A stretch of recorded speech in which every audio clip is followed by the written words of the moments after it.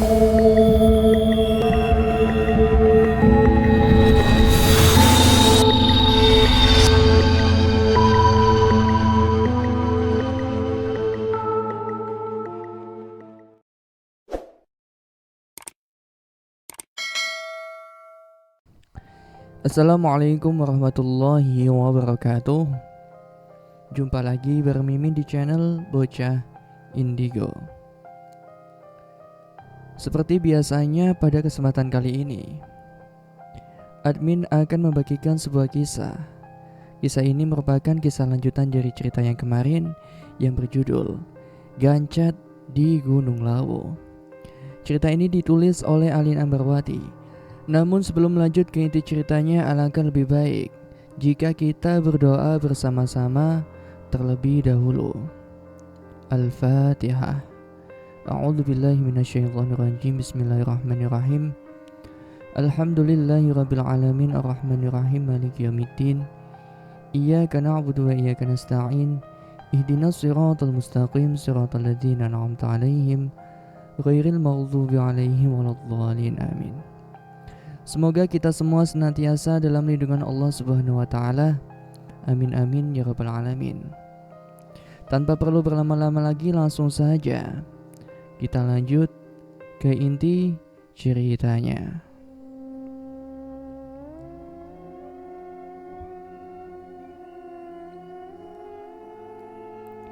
Awal pendakian, jalur yang kami lewati masih sangat landai. Bahkan kami melewati kawasan wisata yang tentunya membuat kami benar-benar bersemangat. Terlebih lagi, suasana pagi semakin menambah semangat kami. Setelah berjalan kurang lebih 500 meter dari posko perizinan, kami sampai di Candi Ketek, salah satu objek wisata yang ada di jalur pendakian Gunung Lawu via Candi Ceto. Kawasan Candi Ketek ini merupakan situs purbakala yang bentuknya menyerupai piramida berundak. Reruntuhan candi ini memiliki 4 teras yang bertingkat dan menghadap ke arah barat. Masing-masing teras dihubungkan dengan undakan batu. Sangat disayangkan jika kami melewatinya begitu saja tanpa melihat keindahan Candi Ketek. Oleh karena itu, di sini kami melihat-lihat sejenak keindahan Candi Ketek. Tak lupa kami juga bersuah foto untuk mengabadikan momen di setiap Candi Ketek. Semua teman-temanku begitu bersemangat ketika berfoto di balik keindahan Candi Ketek ini. Setelah selesai foto, aku melihat-lihat kembali hasil gambar yang diambil. Rasanya ada yang janggal ketika aku melihat hasil foto kami. Di sebelah kiri kami rasanya ada bayangan bias yang tak sengaja tertangkap kamera. Namun ketika aku lihat lagi ke sisi tersebut, secara langsung tak ada bayangan apapun. Aku mencoba untuk menunjukkannya pada teman-teman yang lain perihal bayangan itu. Kalian nampak ada yang aneh gak? Dari foto kita ada bayangan bias di sebelah kiri, tepat di samping Fajar, ucapku. Lah, mungkin itu hanya pantulan cahaya aja kali Bi. Apalagi kan matahari lagi mau naik nih, jadi wajarlah ada bayangan kayak gitu, ucap Tari. Benar itu kata Tari. Jangan dianggap serius Bi, ucap Dila. Ucapan mereka ada benarnya juga. Mungkin memang itu hanyalah pantulan cahaya dari sinar matahari pagi. Aku pun tidak begitu memusingkan hal itu setelahnya. Meskipun dalam hati kecilku aku merasa ada hal janggal, namun aku berusaha untuk menepisnya. Kami pun kemudian melanjutkan perjalanan menuju posko pertama. Jalur pendakian menuju pos pertama berupa jalan setapak dengan sedikit vegetasi terbuka. Dan di sepanjang jalur, banyak sekali pipa-pipa air yang digunakan oleh masyarakat di sekitar kaki Gunung Lawu. Setelah 1 jam perjalanan, mereka pun akhirnya sampai di pos pertama yang biasa disebut dengan Pos Mbah Beranti. Pos ini berupa tanah lapang dengan sel terkecil. Lantas kami pun memilih untuk berhenti sejenak di pos ini untuk sekedar minum dan memakan cemilan yang kami bawa di dalam tas. Kita rehat dulu ya di pos 1 sebentar. Setelahnya kita lanjut lagi ke pos selanjutnya, ucapku memberi arahan ke yang lain. Kami memang tidak berburu-buru dalam pendakian ini. Kami memilih untuk melakukan pendakian santai. Selain untuk bisa menikmati keindahan sepanjang jalur pendakian Lawu, kami pun berusaha untuk mengimbangi teman-teman lain, terutama yang perempuan, yaitu Dila dan Tari, meskipun ini bukanlah pendakian pertama bagi keduanya.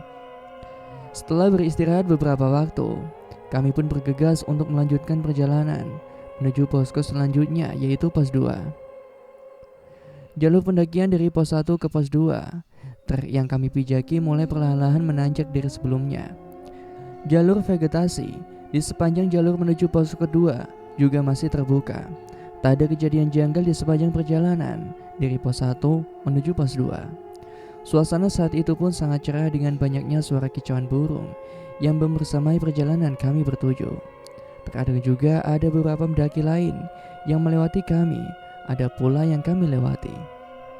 Gunung Lawu memang tidak pernah sepi peminat, sehingga tak heran jika kami beberapa kali bertemu dengan pendaki-pendaki yang lain, saling melempar senyum dan saling bertegur satu sama dengan yang lainnya.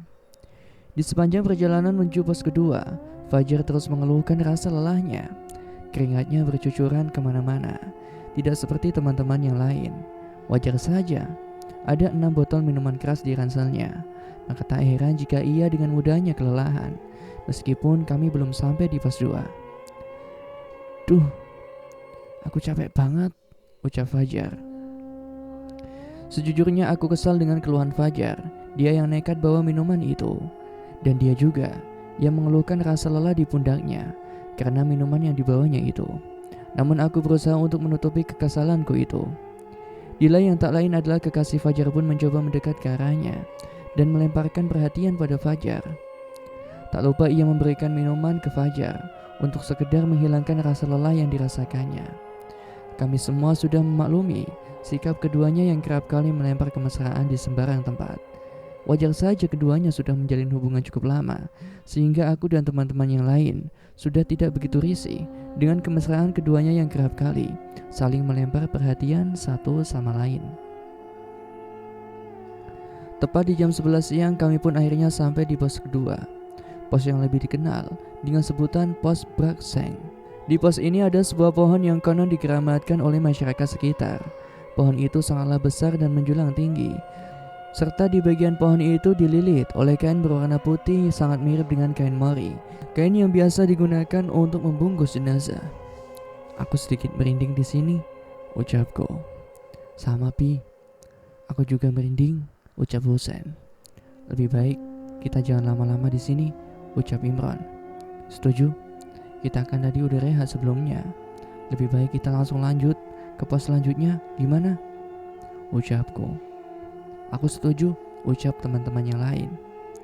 Tapi aku lelah banget Pi, ranselku benar-benar berat, ucap Fajar mengeluh. Siapa suruh bawa barang gak bener, ucapku kesal. Aku berucap dengan suara yang lirih agar tidak didengar oleh teman-teman yang belum tahu jika Fajar membawa minuman keras saat ini. Semua teman-teman setuju untuk lanjut naik. Kami pun bersikap abai dengan keluhan Fajar itu. Perjalanan menuju pos-pos selanjutnya pun kami lanjutkan. Singkat cerita, perjalanan dari pos kedua hingga pos kelima tidak ada satupun kejadian janggal yang menghampiri perjalanan kami.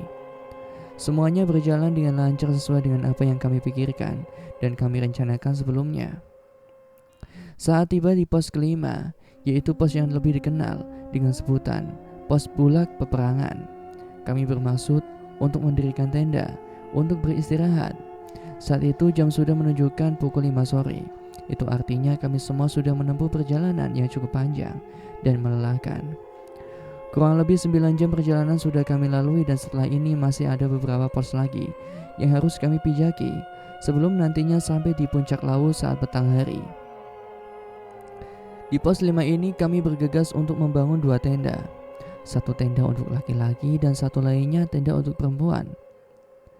Lokasi pendirian tenda yang kami pilih cukup jauh dari kerumunan pendaki-pendaki lain, sebab Fajar tidak ingin pendaki lainnya mengetahui bahwa ia akan melakukan pesta miras di sana. Awalnya aku menentang hal itu, namun aku kalah dengan suara-suara yang lebih memihak ke Fajar dibandingkan memihak denganku. Setelah selesai mendirikan tenda, kami bertujuh pun kumpul di satu titik. Kami mulai menyiapkan makanan dan minuman untuk kami santap. Lapar dan dahaga benar-benar sudah menyerang tubuh kami. Wajar saja kami sudah berjalan cukup jauh dan cukup lama. Tentu hal itu sangatlah melelahkan, sehingga kami membutuhkan asupan makanan untuk mengembalikan stamina kami. Saat hari sudah mulai petang, Fajar pun tiba-tiba saja mengeluarkan minuman keras dari ransel miliknya. Sontak hal itu benar-benar membuat kaget teman-teman yang lain yang belum mengetahui jika Fajar membawa miras. Terlebih lagi Dila, kekasih Fajar.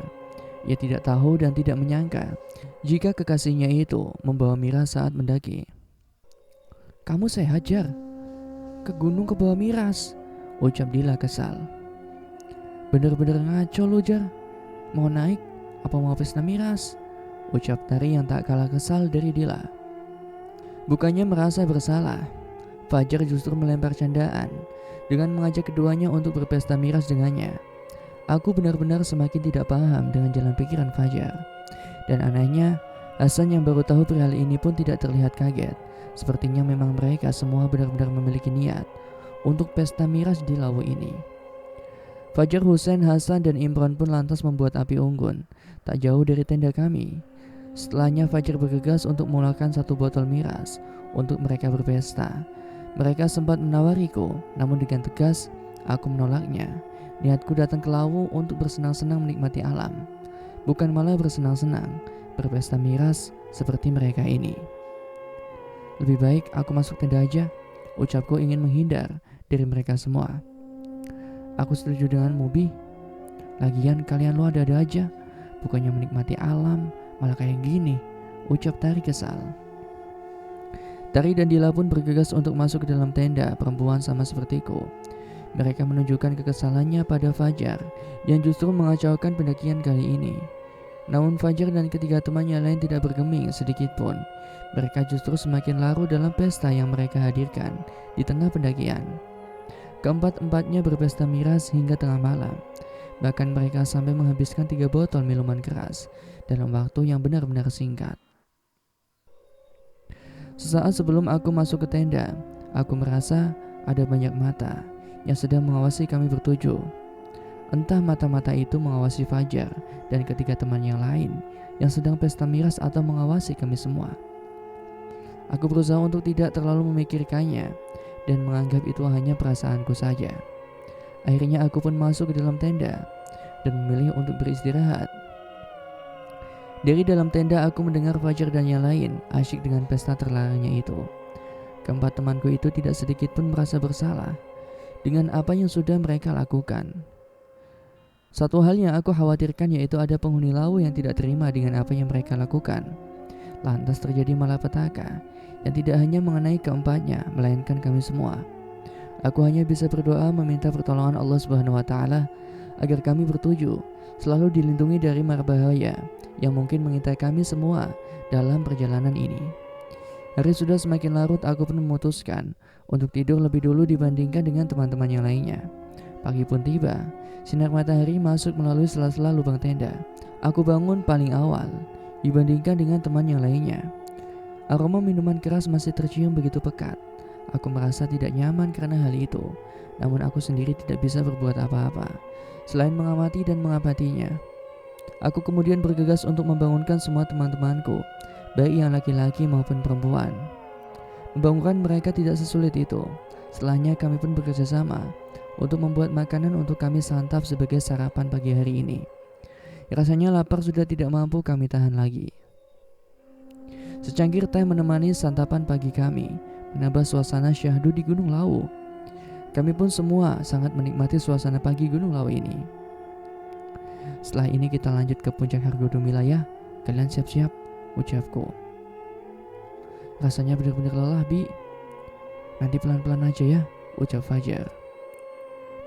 "Kalian terlalu banyak minum.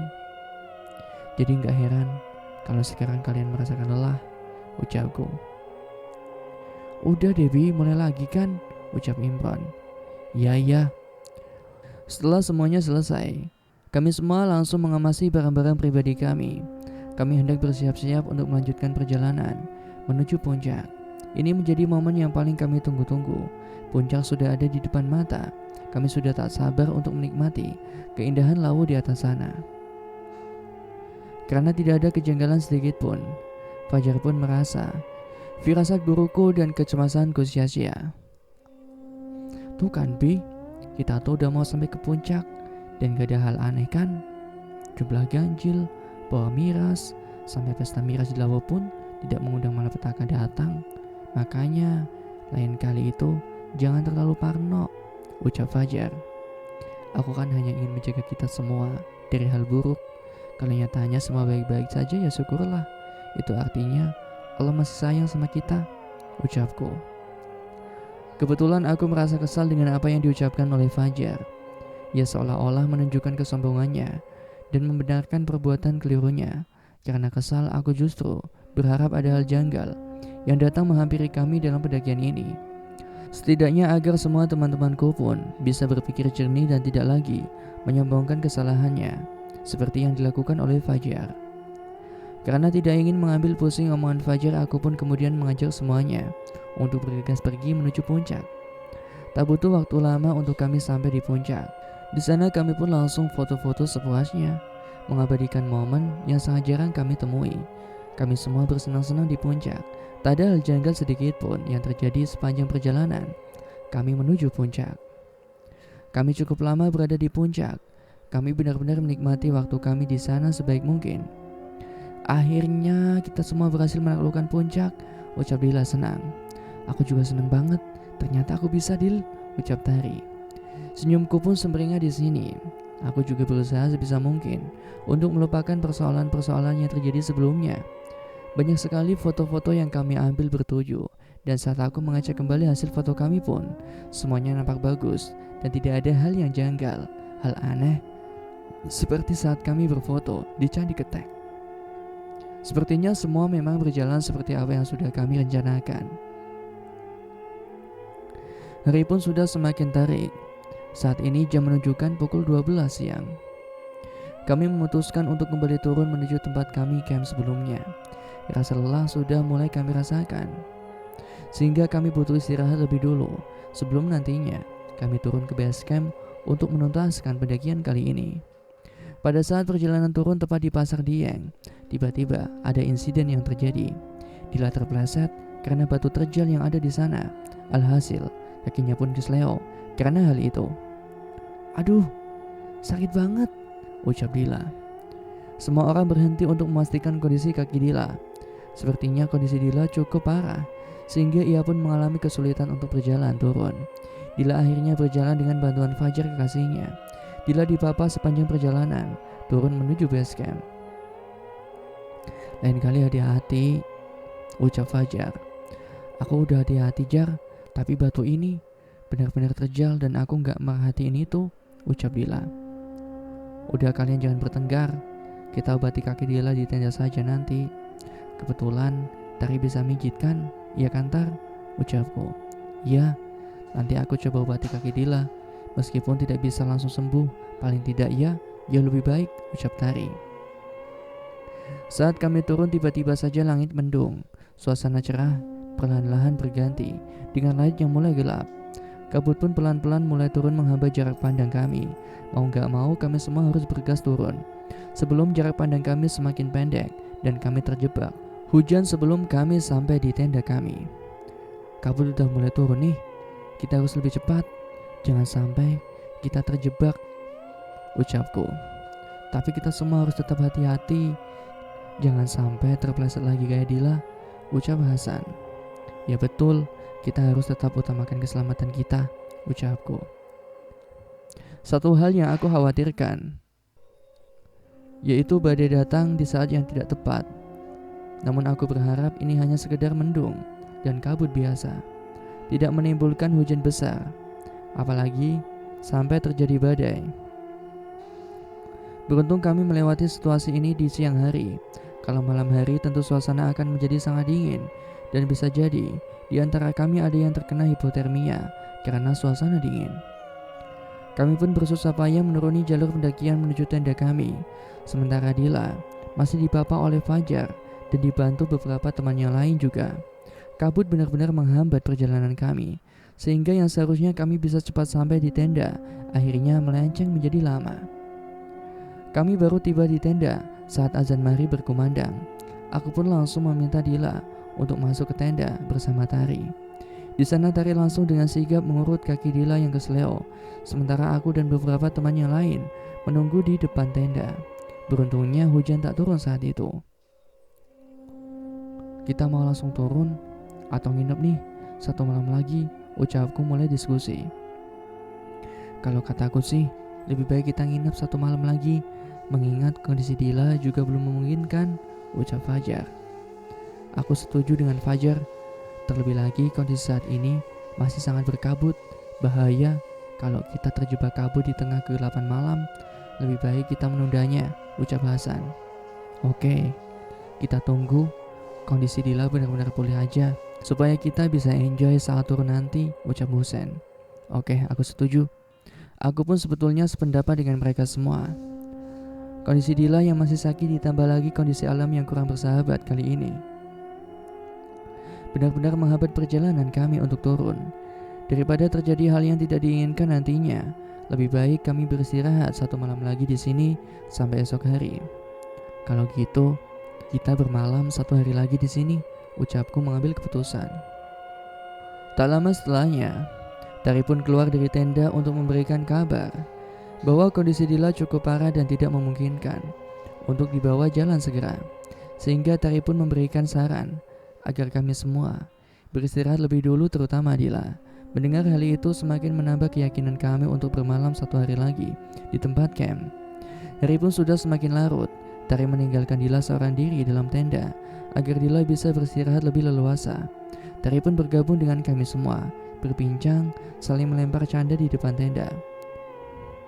Tak lama kemudian Fajar pun mengambil beberapa minuman keras yang masih tersisa di dalam ranselnya dan mengajak kami semua untuk berpesta. Mau pesta lagi? Tanyaku heran. Mumpung masih ada sisa, Bi, manfaatkanlah, ucap Fajar. Semua teman-teman lelaki pun setuju dengan ucapan Fajar, dan mereka pun mulai pesta miras malam itu.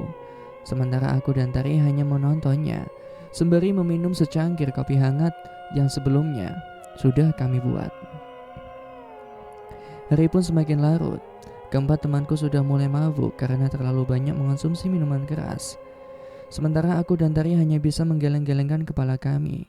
Tanda kami tidak begitu suka dengan apa yang teman-teman lakukan, berpesta miras di tiap malam sepanjang pendakian. Bukankah itu sebuah kekeliruan? Tiba-tiba saja Fajar minta izin kami semua untuk pergi ke tenda Dila.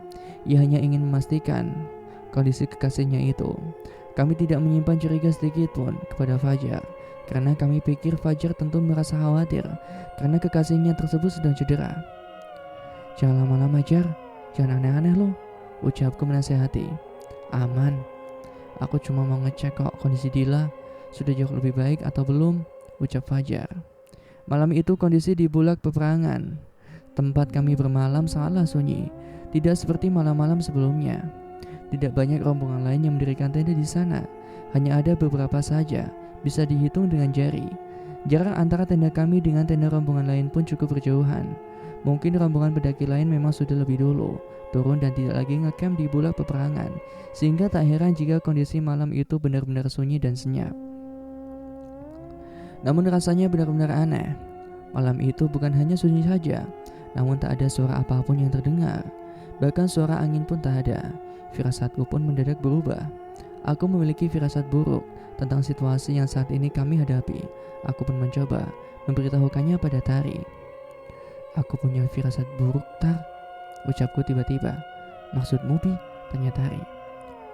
Aku merasakan akan ada sesuatu yang terjadi dalam kelompok kita, tapi aku sendiri kurang paham, ucapku. Mungkin hanya perasaanmu aja kali, Bi, ucap Tari. Tapi kali ini aku benar-benar yakin, Tar, ucapku. Udah, semoga aja semuanya baik-baik aja, ucap Tari. Aku harap sih gitu. Meskipun Tari sudah berusaha untuk menenangkanku, namun tetap saja firasat buruk yang saat ini aku rasakan tak kunjung menghilang. Apa yang sebenarnya terjadi? Bukankah sejauh ini semuanya baik-baik saja? Tiba-tiba saja aku mendengar suara lirih seorang meminta tolong. Aku pun mencoba untuk memastikan suara itu. Tolong, tolong. Terdengar suara bisikan seorang minta tolong. Kalian dengar gak?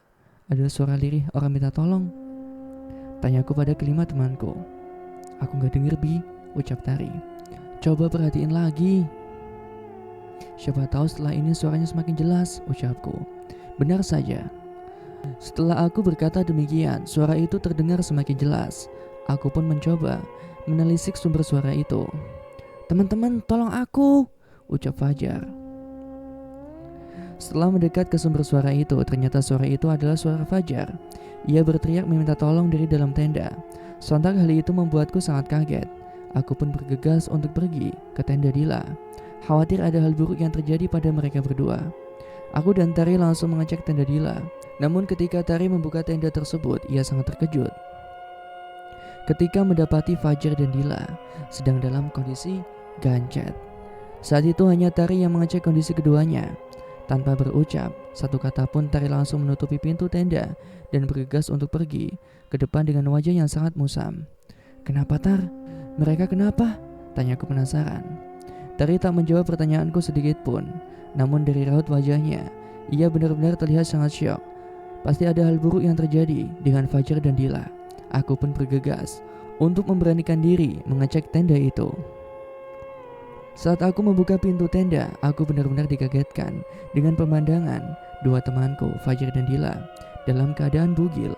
Keduanya saling menempel satu sama lain. Fajar berada di atas, sementara Dila berada di bawah tubuh Fajar. Aku pun emosi seketika itu. Setelah melihat keduanya dalam kondisi yang benar-benar buruk, aku mengamuk pada keduanya. Anjing, dasar anak setan, mau mesum dia tempat goblok, ucapku naik pitam. Mendengar teriakanku, teman-temanku yang lain, yaitu Hasan, Husen, dan juga Imron, bergegas untuk pergi ke tenda Dila untuk mengecek apa yang sebenarnya terjadi. Hingga aku begitu emosi pada Fajar dan juga Dila. Ketika Imron dan temannya lainnya sampai di tenda, mereka pun sama syoknya denganku dan juga Tari. Mereka pun marah dengan kelakuan Dila dan Fajar. Keduanya telah berbuat mesum di tempat yang tidak semestinya. Bahkan mereka tak segan telanjang bulat dalam tenda berdua. Aku benar-benar tidak habis pikir dengan perbuatan keduanya. Lantas aku pun memilih untuk menjauh dari tenda Dila. Perasaan di dalam hatiku benar-benar berkecamuk. Belum selesai Fajar berulah dengan minuman kerasnya. Kali ini ia malah berulah lagi dengan kekasihnya tersebut dengan berbuat mesum dalam tenda. Kami semua saling tatap satu sama lain. Sementara itu, Fajar dan Dila masih dalam kondisi yang sama. Mereka tak bergerak sama sekali. Hal itu tentu membuat aku dan yang lainnya keheranan. Coba Debbie, cek kondisi mereka, ucap Imron. Kalian aja deh, ucapku. Kamu kan leader Bi, ucap Imron. Dengan terpaksa aku pun kembali mendekat ke tenda Dila untuk kembali mengecek kondisi keduanya. Ternyata Dila dan juga Fajar benar-benar gancet seperti dugaanku sebelumnya. Aku pun langsung keluar tenda lagi dan tidak bisa berkata apapun lagi. Belum sempat mengatakan kondisi Fajar dan Dila pada teman-teman yang lain, aku lantas mendengar suara cekikikan seorang perempuan. Suara cekikan itu terdengar oleh kami semua. Lantas karena ketakutan, kami pun langsung bergegas untuk masuk ke dalam tenda. Aku dan Tari masuk ke tenda Dila dan juga Fajar. Sementara Imron, Hasan, dan Husen masuk ke dalam tenda laki-laki. Kamu dengarkan Bi suara cekikikan tadi? Tanya Tari. Dengar dan benar-benar jelas, ucapku. Jangan-jangan itu Kunti Bi, ucap Tari. Bisa jadi sih, tapi kita harus segera sembunyi, ucapku. Tapi gimana nih dengan Fajar dan Dila? Mereka masih kayak gini, dalam kondisi yang sama seperti saat pertama kita temui, ucap Tari. Kita pikirkan setelah semuanya mereda, ucapku. Belum hilang suara cekikikan perempuan yang terus menghantui kami. Tiba-tiba saja terdengar suara orang berjalan ke arah tenda kami, dan langkah kaki itu terhenti tepat di antara tenda laki-laki dan tenda perempuan. Sontak hal itu semakin membuat kami semua merasa merinding. Ada apa lagi ini? Ucapku gemetaran. Pelankan suaramu Bi, jangan sampai Sosok di samping tenda ini mendengar suara kita, ucap Tari. Aku pun membungkam mulutku agar tidak lagi bersuara. Sementara itu Fajar dan Dila semakin merintih kesakitan dan terus memohon padaku dan Tari agar mereka bisa segera dipisahkan. Namun tidak ada yang bisa aku dan Tari lakukan saat ini, selain suara cekikikan perempuan yang terus membayangi kami. Ada langkah kaki yang kami sendiri pun tidak tahu apakah itu langkah kaki manusia atau bukan.